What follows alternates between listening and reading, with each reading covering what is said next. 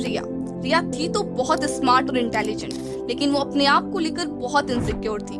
कितनी बार ऐसा होता था कि वो किसी से बात तो करना चाहती थी, लेकिन वो इस बात से डरती थी कि अगर उसने कुछ गलत बोल दिया तो सब लोग उसका मजाक उड़ाएंगे। इतना ही नहीं, उसे हर छोटी छोटी बात पर अपने आप पे डाउट होता था। जैसे अगर किसी ने उसे कुछ कह दिया तो वो दिन भर उस बात के बारे में सोचती रहती थी कि आखिर उसने मुझे ऐसा क्यों कहा, क्या मैं सच में वैसी हूँ। और अब उसे लगने लगा कि उसकी एज के बाकी सब लोग तो बहुत बढ़िया कर रहे हैं, बस वही कुछ नहीं कर पा रही है। और वो अपने आप को लगातार दूसरों के साथ कंपेयर करती थी, कभी अपने फ्रेंड्स के साथ तो कभी रिलेटिव्स के साथ। और इस तरह उसका खुद पर से सारा कॉन्फिडेंस खत्म हो गया। और अगर उसकी लाइफ में कुछ बचा था तो सिर्फ सेल्फ डाउट, एंग्जाइटी और फियर। और ये कहानी सिर्फ एक रिया की नहीं है, बल्कि हम में से न जाने कितने ऐसे लोग हैं जो इस सेम प्रॉब्लम से स्ट्रगल कर रहे हैं। लेकिन डोंट वरी, आज के इस वीडियो में मैं आपके साथ अपने वो 10 practical and most powerful tips share करूंगी जिन्होंने मुझे एक अंडर कॉन्फिडेंट इंसान से कॉन्फिडेंट इंसान बनाया। एंड आई स्ट्रांगली बिलीव कि इन टिप्स को फॉलो करके आपका कॉन्फिडेंस भी डेफिनेटली बढ़ेगा। और हाँ, लास्ट टिप मेरी फेवरेट है, सो उसे मिस मत करना। तो जल्दी से कमेंट कर दो, yes I can do it. किसी के अंदर कॉन्फिडेंस की कमी है, अपने फियर्स को ही फेस नहीं कर पाती। कि मैं यहाँ आगे जाऊंगा, इसके आगे कुछ बोलूंगा, यहाँ पे 2 लोग खड़े हैं और वो हंस देंगे। Number 1, stop comparing yourself to others. आज के टाइम में हम इंस्टाग्राम, फेसबुक पर डेली हजारों लोगों की परफेक्ट लाइफ्स देखते हैं। कोई वेकेशन पर गया है, किसी ने नई गाड़ी ली है, तो कोई फैंसी डिनर कर रहा है, एंड सो ऑन। और फिर हम सोचने लगते हैं कि यार सबकी लाइफ कितनी परफेक्ट है, लाइफ खराब हो गया है मेरा। और आप खुद को उनसे कंपेयर करने लगते हो और अपने आप को बिल्कुल फेलियर फील करने लगते हो। लेकिन सच तो ये है कि ये बस उनकी लाइफ का एक फिल्टर्ड और एडिटेड पार्ट है। उनकी भी अपनी इनसिक्योरिटीज है, उनकी लाइफ में भी प्रॉब्लम्स है। इवन कई बार तो उनकी लाइफ हमारी लाइफ से ज्यादा कॉम्प्लिकेटेड हो जाती है, ज्यादा टेंशन होता है, डिप्रेशन होता है। इसीलिए आप इन लोगों से इतना इन्फ्लुएंस्ड मत हो। इट इज जस्ट कि वो दिखाते कुछ और है और होते कुछ और है।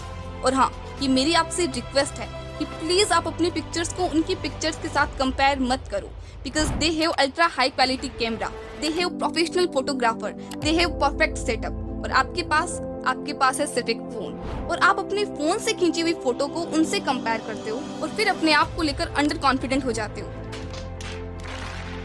और मैं पर्सनली कुछ ऐसे लोगों को जानती हूँ जिनके इंस्टाग्राम अकाउंट्स अगर आप देखोगे तो आपको दिखेगा हर फोटो में नई ड्रेस, हर एक इवेंट की पिक्चर्स, लाइक फ्रेंड्स के साथ पार्टी, फैमिली के साथ पार्टी, एंड एकदम हैप्पी लाइफ जिसे बोलते हैं ना, एकदम वैसी लाइफ। अब मुझे तो पता है कि वो एकदम अंडर कॉन्फिडेंट, शाई और खुद को लेकर इनसिक्योर है, और एक इंस्टाग्राम पोस्ट के लिए 100 सेल्फीज क्लिक करते हैं, देन उसमें से भी जो उनको परफेक्ट लगती है ना वो शेयर करते हैं। लेकिन जिनको दिखाने के लिए वो ये सब करते हैं, उन्हें थोड़ी ना पता है कि इनकी लाइफ में कितने फैमिली इश्यूज है, कितने हेल्थ इश्यूज है। उनको तो बस उनकी लाइफ का एक बेस्ट पार्ट दिखाई देता है। हाँ दीदी, आपकी बात तो बिल्कुल सही है, लेकिन हम करें क्या? क्योंकि जब हम उन्हें देखते हैं तो माइंड अपने आप ही कंपेयर करने लग जाता है। तो सुनो, फॉलो इन्फॉर्मेशन डाइट। रिसर्च बताती है कि YouTube पर डेली इतने वीडियोस अपलोड होते हैं, इंस्टा पर इतनी रील्स अपलोड होती है कि आप 100 जन्मों में भी उस कंटेंट को कंज्यूम नहीं कर पाओगे। तो आप हर चीज को अपना अटेंशन नहीं दे सकते हो यार। और ऑनेस्टली मैं इंस्टाग्राम पर रैंडम रील्स नहीं देखती हूँ, because I need to protect my mental health. मतलब सीरियसली मुझे बिल्कुल भी इंटरेस्ट नहीं है ये जानने में कि सेलिब्रिटीज की लाइफ में क्या हो रहा है, लिटरली 1% भी नहीं। मुझे समझ नहीं आता कि आप लोग कैसे इतने घंटे वेस्ट कर देते हो ये सब देखने में। Use search bar. एल्गोरिथम की रिकमेंडेशन पर डिपेंडेंट मत रहो, बी स्पेसिफिक। कुछ चैनल्स को चूज करो और उनके कंटेंट देखना शुरू करो जो आपको इंस्पायर करे, एजुकेट करे। लेकिन जिस कंटेंट से आपकी लाइफ में कोई वैल्यू एड नहीं होती उन्हें देखना बंद कर दो। जैसे अगर आपको मेरा कंटेंट भी वैल्यूएबल नहीं लगता तो इसे भी देखना बंद कर दो। Number 2, push yourself to do things that scare you.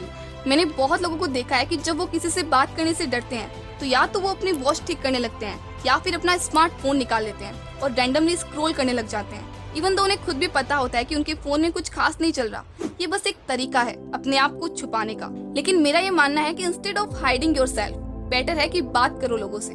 चाहे क्लास में सवाल पूछना हो या स्टेज पर जाके कुछ बोलना हो या अपोजिट जेंडर से बात करना हो, हर सिचुएशन में अपने आप को पुश करो। जब भी आपको लगे कि डर लग रहा है उसी वक्त खुद से बोलो मुझे ये करना है, 1 2 3 एंड गो।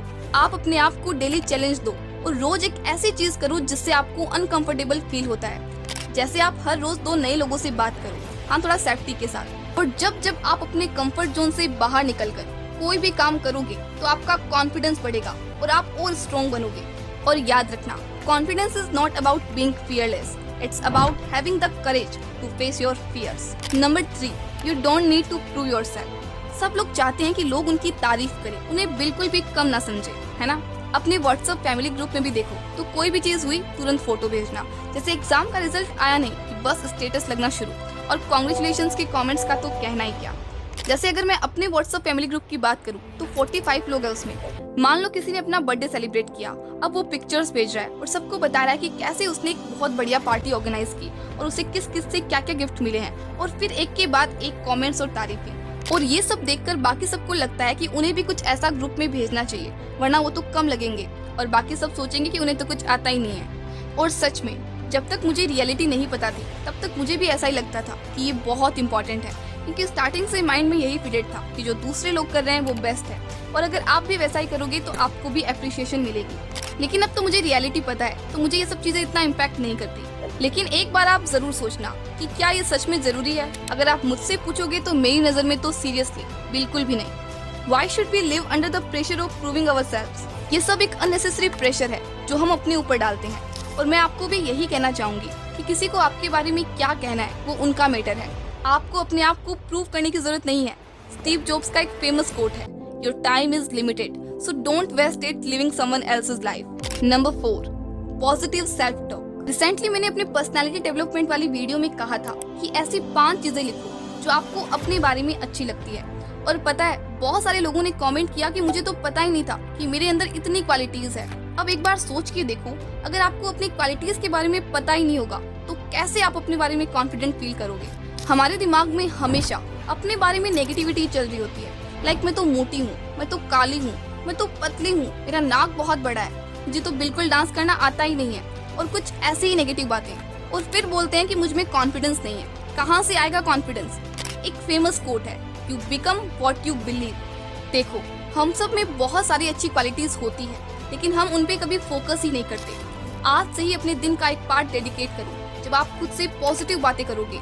डजंट मैटर सुबह हो या शाम, जो भी आपकी रूटीन में फिट होता है। एक और चीज जिसने मेरी पर्सनली बहुत हेल्प की है कॉन्फिडेंस बिल्ड करने में, वो है मिरर टॉक, और मैं हाईली रिकमेंड करती हूँ आपको भी। जब आप मिरर के सामने खड़े होकर खुद से खुद के बारे में पॉजिटिव बातें करोगे